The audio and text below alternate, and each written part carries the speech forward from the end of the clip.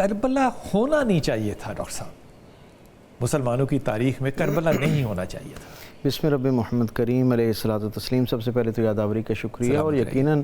محرم الحرام جو ہے اس کا آغاز ہی ہمارے دل اور دماغ کو جو ہے وہ جھنجھوڑ کے رکھ دیتا ہے، اور ایک عجیب طرح کی اداسی، اور مجھے اجازت دیجیے لفظ استعمال کرنے کی کہ من حیث الامہ اس کے ایک فرد کے طور پر میں سمجھتا ہوں کہ اداسی کے ساتھ ساتھ ایک شرمندگی کا احساس، ایک پچھتاوے کا احساس بھی ہمیں عطا کرتا ہے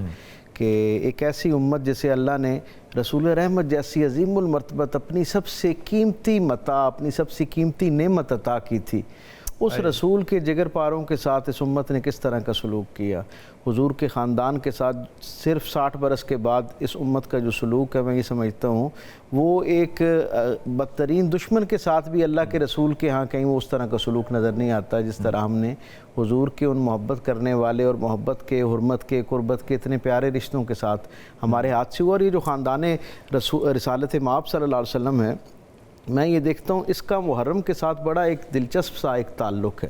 اور یہ پورے کا پورا حوالہ جو ہے نا وہ قربانی کے حوالے کے ساتھ جڑا ہوا نظر آتا ہے. اور اسلام کی تو ساری تاریخ ہی کسی انداز میں جو ہے وہ قربانی کی تاریخ نظر آتی ہے. آخری مہینہ ہو تو وہ بھی اللہ کے عظیم الشان نبی سرکار دو عالم کے جد امجد حضرت ابراہیم علیہ السلام اور ان کی اولاد کی قربانی کا مہینہ ہے، اور آخری میں پہلا مہینہ جو ہے وہ بھی ایک اللہ کے عظیم المرتبت رسول کے خاندان کی قربانی کا مہینہ ہے. اور شاہ صاحب یہاں دلچسپ معاملہ ہے کہ یہ دونوں گھرانے جو ہیں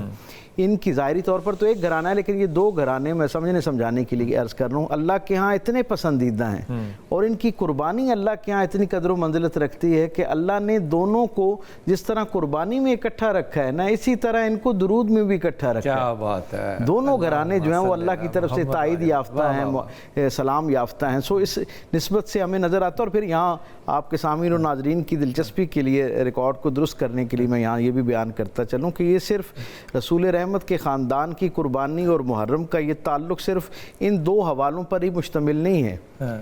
جب ابرہہ حملہ کرنے کے لیے آتا ہے تو وہ بھی محرم کا مہینہ ہوتا ہے، وہ بھی محرم کا مہینہ ہے، اور اس کے اندر بھی بے شک سارے اہل مکہ جو ہیں وہ ان کی طبیعتوں میں اضطراب ہے، لیکن وہ جو براہ راست ذمہ داری ہے، اور میں یہ سمجھتا ہوں کہ being the custodian of that holy place جو ہے وہ حضرت جناب عبد المطلب جو ہیں وہ براہ راست اس کے افیکٹ ہوتے ہیں اس سے، اور پھر اللہ کے ساتھ جس طرح وہ وہاں بھی مثال قائم کی. جی ہاں، اور کیسی یعنی عظمت کی، اور جسے کہتے ہیں ایک استقلال کی مثال قائم کی، ایمان کی. جی ہاں، اللہ کے ساتھ توکل کی، توحید کی مثال قائم کی. اس سے زیادہ توکل کی بہترین مثال کیا پیش کی جا سکتی ہے؟ اللہ پہ بھروسہ، اور وہ جو یقین کی آخری منزل ہو سکتی ہے اس پر آپ نے جو ہے نا اپنے عمل سے، اپنے رویے سے، اپنے قول اور فعل سے جو ہے اس کا اظہار کرتے ہیں. یہ ابھی رسول پاک صلی اللہ علیہ وسلم تشریف نہیں لائے، ہاں، اور دادا کی جو توحید ہے وہ وہیں قائم ہے. بالکل، بے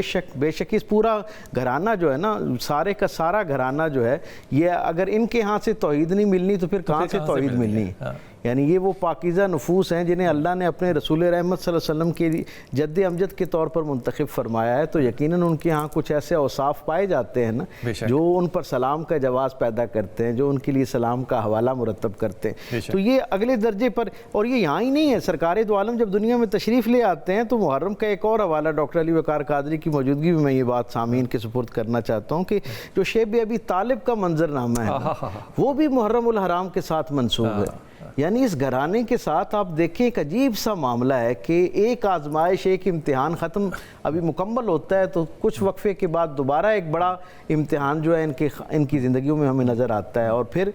میں سمجھتا ہوں اس سارے امتحان اور ابتلاء کا جو درجہ کمال ہے وہ ہمیں پھر کربلا کے اندر نظر آتا ہے کہ جس وقت وہ ہستیاں جنہیں سرکار دو عالم صلی اللہ علیہ وسلم نے اپنی وجود کا حصہ فرمایا، جن کے ساتھ ایسی اعلانیہ والہانہ محبت کا قولی اور عملی دونوں طرح کی شہادتوں کے ساتھ اظہار فرمایا، ہم نے ان کے ساتھ کیا سلوک کیا؟ یقیناً یہ آج کے حوالے سے، آج کے دن کے حوالے سے میں سمجھتا ہوں سب سے بڑا سوال. میں سوال چھوڑ کے جا رہا ہوں، وقفے پہ جاؤں گا خانم، آپ سے آ کے پوچھوں گا. ڈاکٹر صاحب نے بڑی اچھی بات کی کہ